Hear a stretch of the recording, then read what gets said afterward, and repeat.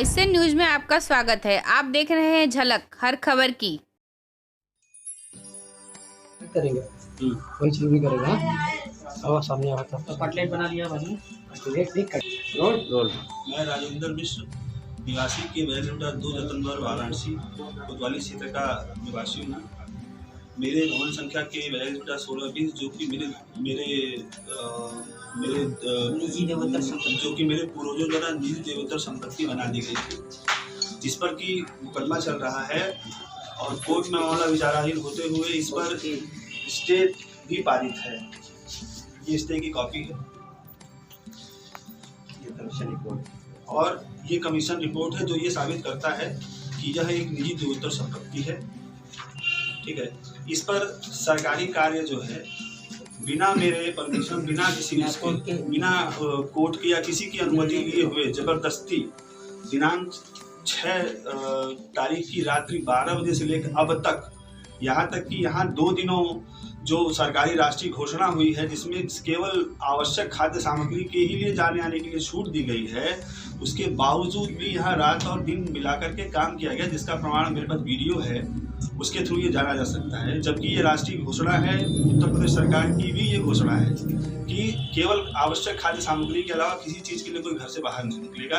फिर भी और किसी भी वार्ड में स्मार्ट सिटी के माध्यम से या नगर निगम के माध्यम से कोई भी कार्य कहीं नहीं चलाया जा रहा है पूरे इस बनारस शहर में। लेकिन इसी एक मेरे विवादित बैरगुंडा 1620 भवन के ऊपर यह कार्य जबरदस्ती कराया जा रहा है, जो कि यह एकदम मानवीय मौलिक अधिकार का एकदम हनन है, जहां लोकतंत्र के सबसे एक तरीके से बहुत ही विश्व प्रसिद्ध जो हमारा लोकतंत्र है उसमें किसी एक व्यक्ति के मौलिक अधिकारों का हनन किया जा रहा है।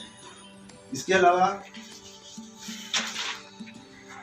अलावा इस भवन पर दिनांक 17/3/2021 को नोटिस चस्पा की गई थी, जो नगर आयुक्त से होते हुए चस्पा की गई थी, जिस पर कि ये तिथि अंकित की गई थी 17/3/2021 को ये नोटिस चस्पा हुई और 1 महीने का समय दिया गया था कि भवन स्वामियों को अगर आपत्ति हो तो दाखिल करें, अन्यथा इसे हम सार्वजनिक घोषित कर देंगे। जबकि इस बात की आपत्ति मैंने 13/4/2021 समय रहते हुए नगर आयुक्त कार्यालय तथा 15/4/2021 को नगर आयुक्त के कार्यालय में जाकर के आपत्ति दाखिल भी कर दी है। फिर भी उसके पूर्व से ही ये 6 बताया, जैसे कि मैंने बताया 6/4/2021 से इस पर लगातार ये पाइपलाइन डालने का काम किया जा रहा है। मैंने शहर के सारे आला अधिकारियों, यहाँ तक कि डीएम सर को 2-2, 3-3 बार मैंने नोटिस भेजे हैं। मैंने अपने जो क्या कहते हैं स्पीड पोस्ट करे थे, व्हाट्सएप के थ्रू भी मैंने कल रात को कर दिया था कि सर इस पे काम हो रहा है और ये कहीं गलत है।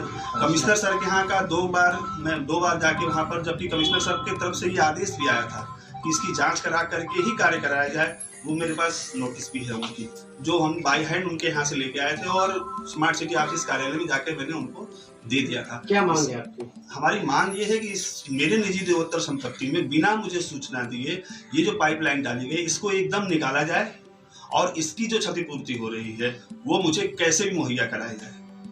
ये इन्हीं विभागों से लिया जाए और हमारी जो क्षति हुई है, जो हमारी संपत्ति कहीं न कहीं खंडित हो रही है, देवताओं की देवोत्तर संपत्ति ये निजी भी नहीं है, जबकि ये इनकी धारा जो 290(1) के तहत जिसको कह रहे हैं कि ये घोषणा सरकारी बना दिया जाएगा, ये कोई निजी संपत्ति नहीं है।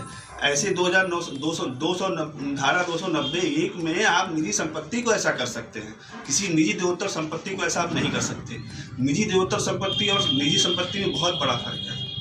जो निजी देवोत्तर संपत्ति या कोई भी संपत्ति ऐसी हो जो ट्रस्ट बना दी गई हो, वे संपत्तियां भारतीय संविधान में उन संपत्तियों को भारतीय संविधान में अल्पसंख्यक की संज्ञा दी जाती है और अल्पसंख्यकों को जो चयनित सरकार होती है उनका विशेष संरक्षण मिलना चाहिए। यह हमारे संविधान में निहित भी है तथा उनके मौलिक अधिकारों की रक्षा करना हमारे सरकार का धर्म और कर्तव्य भी है। इसके बावजूद भी ये आला अधिकारी मेरी बात सुन नहीं रहे हैं। इसके भी अलावा इसी तरीके की संपत्तियों के लिए हमारे ही संविधान में पापर संपत्ति कही जाती है। पापर अर्थ भिखारी, यानी भिखारी की संज्ञा दी जाती हो कि ऐसी संपत्तियों को क्या किया जाता है कि भाई इनके ऊपर ना कोई विशेष चार्ज भी लगाया जाता है, इनको विशेष संरक्षण प्राप्त है। इसके बावजूद भी ये काम जबरदस्ती अनावश्यक मेरे मौलिक अधिकारों का तथा राष्ट्र के को शर्मिंदा करने वाला काम किया जा रहा है। ये मेरी जो है अपने पत्रकार बंधुओं से ये मेरा निवेदन है कि जो है इसके ऊपर जो है आगे अपना जो है सरकारों तक से सवाल करें और इसके जवाब हमें दें।